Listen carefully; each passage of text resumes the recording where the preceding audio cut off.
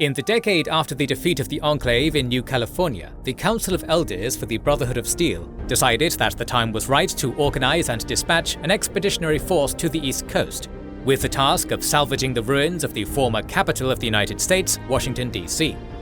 This expedition, led by Star Paladin Owen Lyons, left the Lost Hills bunker in early 2254 and set off on their treacherous journey eastwards. However, upon reaching the ruins of D.C., Lyons realized the severity of the situation facing the inhabitants of the capital wasteland and began to abandon his unit's original mission in favor of helping the people of the wastes. In this episode, we will be covering the Brotherhood of Steel's expedition to DC and the formation of the East Coast chapter of the Brotherhood in the capital wasteland. In the late fall of 2242, the Chosen One finally completed his years-long quest to save the people of Areo by destroying the Enclave oil rig off the Pacific coast of San Francisco. In the wake of Control Station Enclave's destruction, which had led to the death of President Dick Richardson and much of the Enclave's senior leadership, the remaining Enclave forces on the New California mainland found themselves leaderless and disorganized. At the Enclave's primary mainland base at Camp Navarro, senior scientist Augustus Autumn Sr. received orders from the new president, John Henry Eden, to gather their equipment and relocate all surviving Enclave units to the capital wasteland, where they would establish a new center of command at Raven Rock Military Base. Many of Camp Navarro's garrison quickly rallied around Autumn and their new president's orders, and they, along with their families, followed him across the continent to DC. While most of the Enclave under Autumn traveled east to the capital wasteland, a few units remained behind at Camp Navarro and other outposts in New California to maintain a presence on the west coast. Camp Navarro and its garrison came under close observation by scouts of the Brotherhood of Steel, who wished to capture the base for its valuable advanced technology, especially their vertibird helicopters. In September 2242, the Brotherhood's agents at their hidden outpost in San Francisco had contacted the Chosen One. They recruited the Chosen One's help in stealing plans for the vertibirds from their base, which he had succeeded in doing during his infiltration of Navarro. Still, an Enclave squad, led by Frank Horrigan, had retaliated by wiping out the San Francisco outpost. After this brutal strike against their largest base in northern New California, the Brotherhood maintained a low profile in its scouting missions, observing the Enclave forces at Camp Navarro. The New California Republic would finally carry out the assault on Camp Navarro, which the Brotherhood had been hesitant to undertake themselves. The Enclave had become infamous throughout New California for its ruthless acts of terror across the wasteland, destroying whole settlements, abducting men, women, and children for their sinister experiments, and enslaving wastelanders for use as forced labor to excavate the FEV-contaminated ruins of Mariposa Military Base. Despite the destruction of their oil rig, President Tandy rightfully believed the Enclave still posed an existential threat to not just the NCR but the entire wasteland. And so, in 2246, she gave the order for the New California Republic Army to assault Camp Navarro. Despite their superior power armor and plasma weaponry, the Enclave force at Camp Navarro was overwhelmed by the sheer number of NCR Army battalions thrown against them, and the base quickly fell. After the sacking of Navarro, the remnants of the Enclave on the west coast went into hiding, with some remnant groups fleeing to the Mojave Wasteland. Those members who remained in New California tried to change their identities and keep a low profile, as the NCR Rangers and the Brotherhood of Steel hunted them down. Any Enclave remnant members who were discovered and captured were put on trial by the NCR for crimes against humanity and complicity in the Enclave's attempted act of genocide, with many receiving death sentences or life in prison. 8 years after the sacking of Navarro in 2254, the Brotherhood of Steel's Council of Elders at Lost Hills decided that the time was right to organize an expedition that would travel east across the continent to the ruins of Washington, D.C. As the capital of the Old World United States, the Elders believed that the D.C. ruins contained a bountiful amount of salvageable technology that could be retrieved by this expedition for the benefit of the Brotherhood.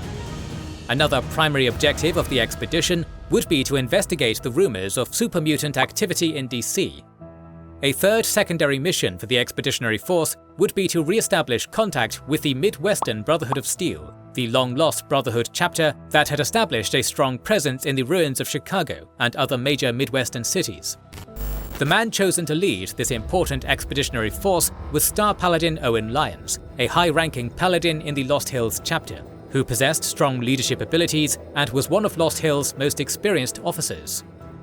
Lyons organized the expedition with the assistance of his close friend and senior technological advisor, scribe Reginald Rothschild, and appointed one of his best soldiers, Paladin Harry Castin, to serve among the senior officers in charge of the expedition's paladins and knights. Other high-ranking officers in the expedition were Paladins Cross, Gunny, and Tristan. Lyons also brought with him his 3-year-old daughter Sarah, as her mother had died shortly after her birth. In the spring of 2254, the expedition set out from Lost Hills to begin the long journey east. In the fall, they managed to establish contact with the Midwestern chapter, based in Chicago. Still, much to Lyons' surprise, the Midwestern Brotherhood of Steel had effectively gone rogue, refusing to acknowledge the authority of Lost Hills, and instead establishing themselves as an independent organization in the Midwestern wasteland. With his efforts to negotiate with the Midwestern elders having failed, Lyons and his forces continued moving east. By early 2255, Lyons' expedition had passed through the Allegheny Mountains and reached the ruins of Pittsburgh, Pennsylvania, now known by its local inhabitants as the Pit. In the years since the Great War, the Pit had devolved into a state of total violence, anarchy, and despair. The heavily irradiated confluence of 3 rivers was contaminated with chemical pollutants, leading to severe mutations and cancers among the Pit's inhabitants. Moreover, the pollutants combined with the radiation led to many people contracting a terrible disease known as troglodyte degeneration contagion, which leads to the afflicted degenerating into a feral state, ultimately transforming into mindless mutant beasts known as trogs. Other inhabitants exposed to the radiation and pollutants would have their mental faculties devolve into their base animal instincts to eat and kill, becoming the Pit's wild men. The Pit's small population of sane, normal inhabitants were at the mercy of raiders, slavers, and other horrors.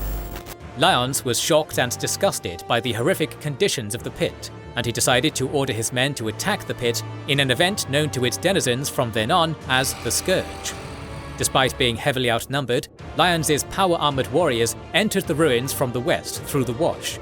They swept through the Pit, wiping out bands of raiders, slavers, and mutant trogs that infested the ruins, killing all they found within a single night. All the while, his men looted all salvageable technology they could find in the Pit. The Scourge was more of a massacre than an actual military action, but Lyons gained the respect of all his men that day.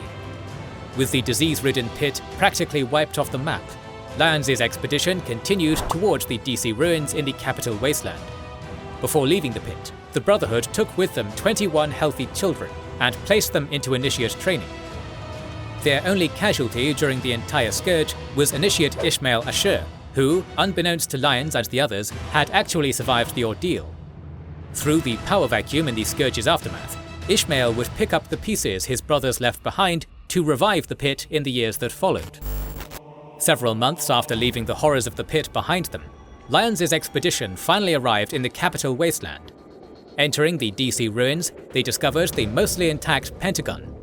They converted it into a stronghold that would serve as their main base of operations in the city, renaming it the Citadel.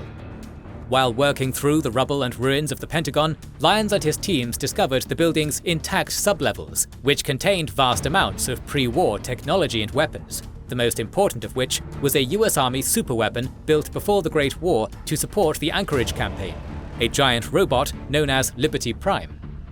Using the long-range radio equipment they had brought with them, Lyons contacted Lost Hills and informed the elders of their discoveries in the Pentagon, and was rewarded with an immediate promotion to the rank of Elder. He then received new orders to establish a permanent base for the Brotherhood in the capital wasteland to continue searching for valuable pre-war technology and equipment in the DC ruins.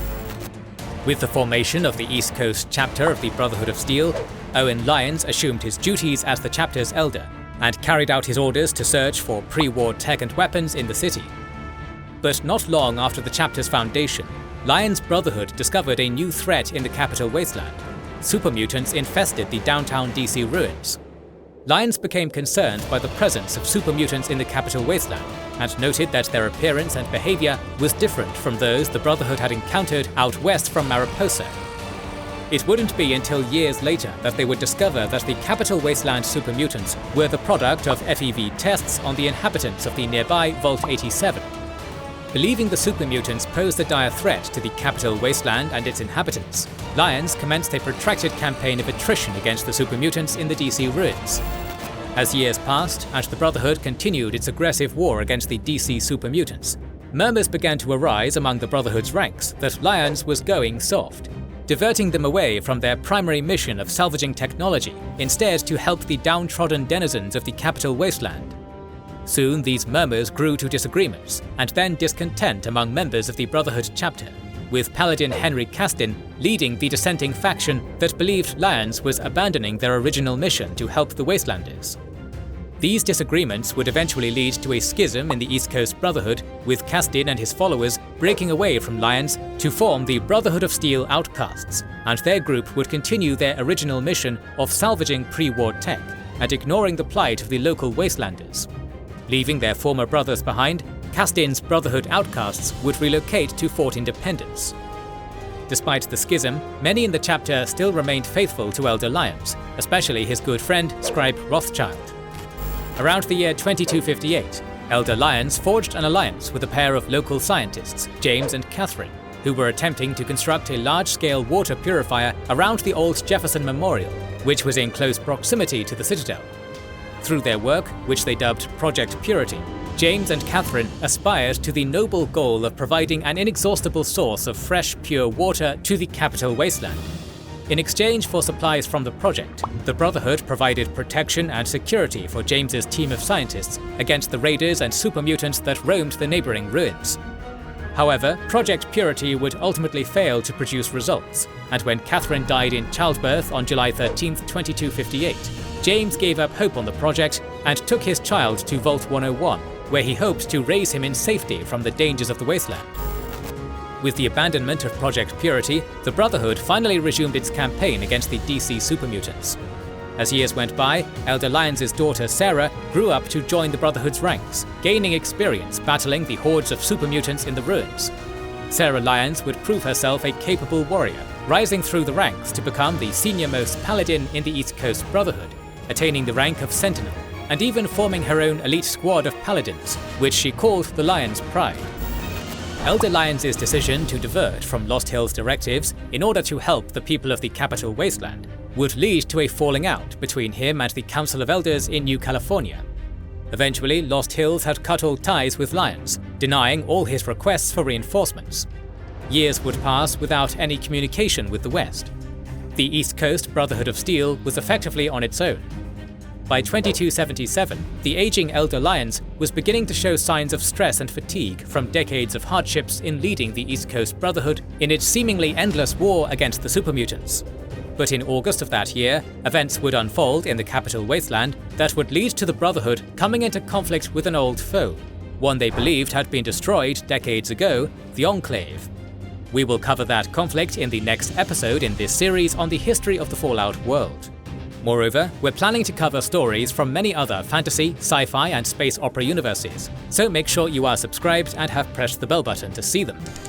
Please consider liking, commenting, and sharing, it helps immensely. Our videos would be impossible without our kind patrons and YouTube channel members, whose ranks you can join via the links in the description to know our schedule, get early access to our videos, access our Discord, and much more. This is the Wizards and Warriors channel, and we will catch you on the next one.